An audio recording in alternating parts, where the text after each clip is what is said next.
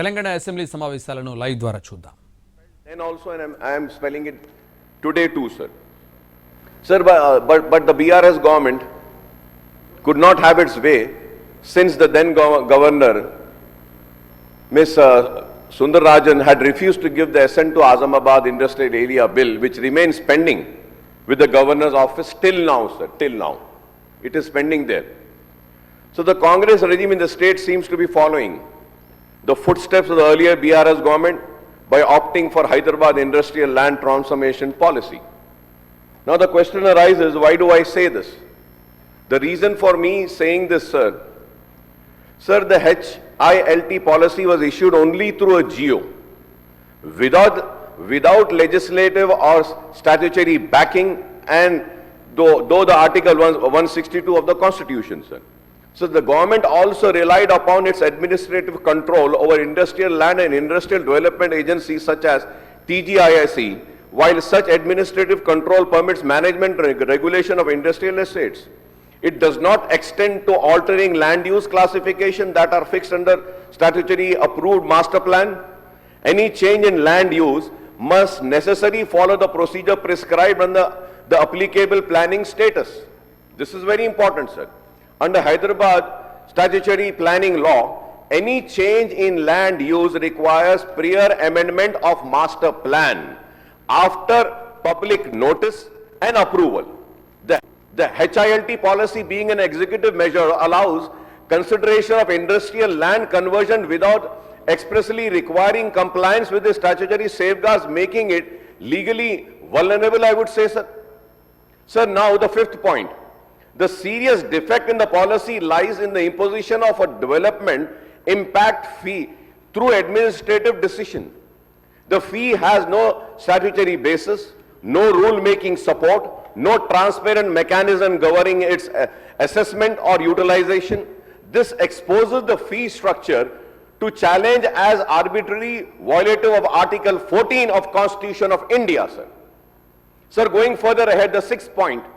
Large-scale conversion of industrial land into residential and commercial use puts significant pressure on water supply, sewage, drainage, roads and other civic infrastructure such as development requires prior environmental infrastructure impact assessment. The HILT policy does not mandate these assessments, raising concern about compliance with environmental law and principles of sustainable development, sir. Sir, judicial courts have consistently held that the executive instructions cannot override statutory law. And land use change must strictly follow planning status, and that policy affecting public interest must be lawful, transparent, and reasonable. Any executive policy contrary to these principles is liable to be struck down or read down by constitutional courts. I really fail to understand why this hasn't been studied, sir. Sir, there are many points which needs to be gone further, sir. Before going into that, like there are some positive impacts also. It is not just that negative impacts. There are also negative impacts, sir. I'll go later on, sir. Environmental hazards are there, which I am going to speak on that also, sir. Sir, when I say environmental hazard, sir,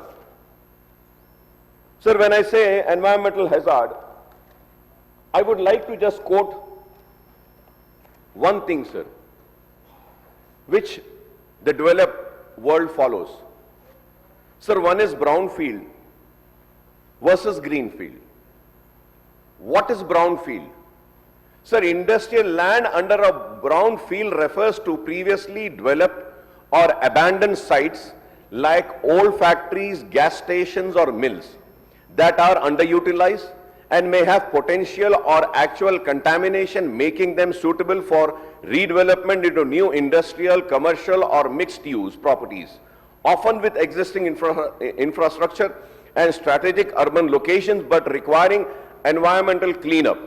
Redeveloping these sites offer advantage like lower initial build cost, shorter timelines and better location than building on underdeveloped greenfields land while addressing urban decay and promoting sustainability, sir.